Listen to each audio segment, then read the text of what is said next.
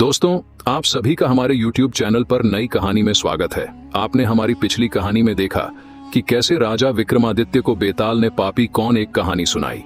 तो आज इस कहानी में देखेंगे कि राजा विक्रमादित्य को बेताल एक और नई कहानी सुनाता है, असली वर कौन।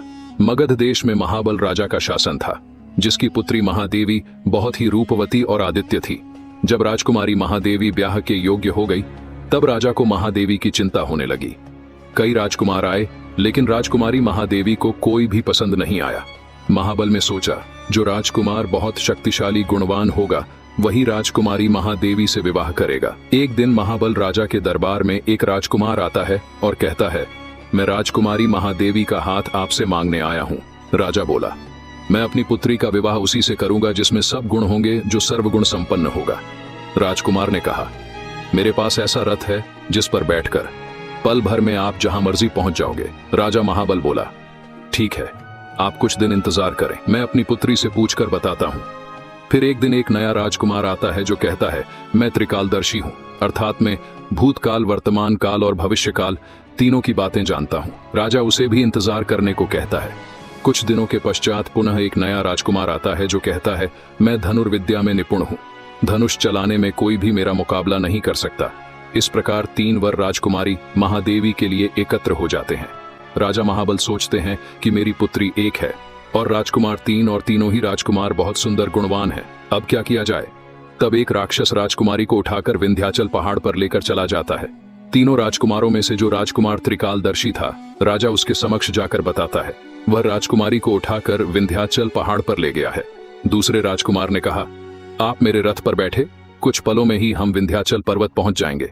तीसरा राजकुमार बोला, मैं शब्द भेदी बाण चलाना जानता हूं और मेरे लिए राक्षस को मारना बहुत आसान है। वे सभी रथ पर बैठकर विंध्याचल पर्वत पहुंचे और राक्षस को मारकर राजकुमारी को सुरक्षित वापस ले आए। इतना कहकर बेताल बोला, हे राजन, आप न्यायप्रिय राजा विक्रमादित्य हैं, आप ही न्याय करो कि राजकुमारी से किसका विवाह होना चाहिए। राजा विक्रम ने कहा, जिसने राक्षस को खत्म किया उससे राजकुमारी का विवाह होना चाहिए, क्योंकि असलता में वीर वही है।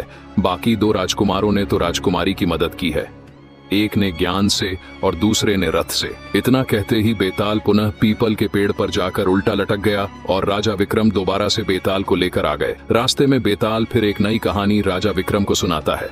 पत्नी किसकी? धर्मपुर नगरी में धर्मशील राजा राज करता था। राजा के अंधक नाम का दीवान भी था। एक दिन दीवान कहता है, महाराज, मंदिर बनवाकर देवी को बैठाकर पूजा की जाए तो बहुत बड़ा पुण्य मिलेगा। राजा दीवान के कहे अनुसार करता है। एक दिन देवी मां प्रसन्न होकर राजा को वर मांगने को कहती है। धर्मशील राजा की कोई संतान नहीं थी, तो उसने देवी से पुत्र प्राप्ति की मांग की। देवी ने बोला, अच्छी बात है राजा, तुझे बहुत बड़ा प्रतापी पुत्र प्राप्त होगा। कुछ दिन बाद राजा को एक लड़का हुआ। सभी राजा को पुत्र प्राप्ति की खुशी में खुश थे। एक दिन धोबी अपने मित्र के साथ उस नगर में आता है। धोबी की नजर देवी के मंदिर पर गई। उसने देवी मां को प्रणाम किया। उसी समय उसको एक धोबी की लड़की दिखी जो बहुत ही सुंदर और रूपवान थी। धोबी उसको देखकर उसकी तरफ आकर्षित हो गया। उसने मंदिर में जाकर प्रार्थना की, हे देवी मां, यह लड़की मुझे मिल जाए तो मैं तुझ पर अपना शीश चढ़ा दूंगा। इसके बाद वह धोबी हर घड़ी बेचैन रहने लगा। जब उसके पिता को उसके मित्र से पूरा हाल मालूम हुआ, तो वह अपने बेटे की यह हालत देखकर लड़की के पिता के पास जाता है और उनसे अपने पुत्र का विवाह उसकी सुंदर कन्या से करने का आग्रह करता है। इसके बाद दोनों का विवाह हो जाता है। कुछ दिन के बाद लड़की के पिता यहाँ उत्सव हुआ, जिसमें लड़के को शामिल होने का न्योता आया। तो वह अपनी पत्नी और मित्र को साथ लेकर रास्ते में चलते हैं।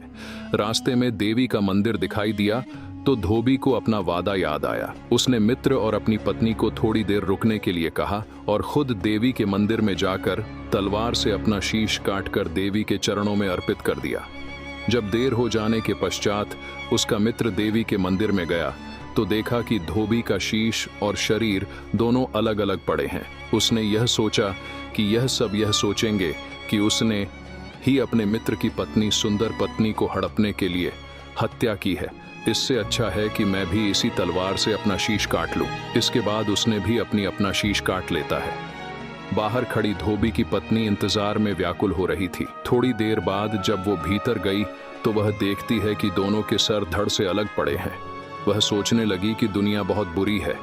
यह सोचेंगी कि इस औरत ने इन दोनों को मार दिया, इसलिए मेरी बदनामी हो, उससे अच्छा है कि मुझे मर जाना चाहिए। जैसे ही वह स्त्री तलवार को अपनी गर्दन पर रखती है, देवी प्रकट होती है। देवी कहती हैं, मैं तुझ पर बहुत प्रसन्न हूं, तुम जो चाहे वर मांग लो। स्त्री बोली, हे देवी माँ, इन दोनों को वापस जिंदा कर दो।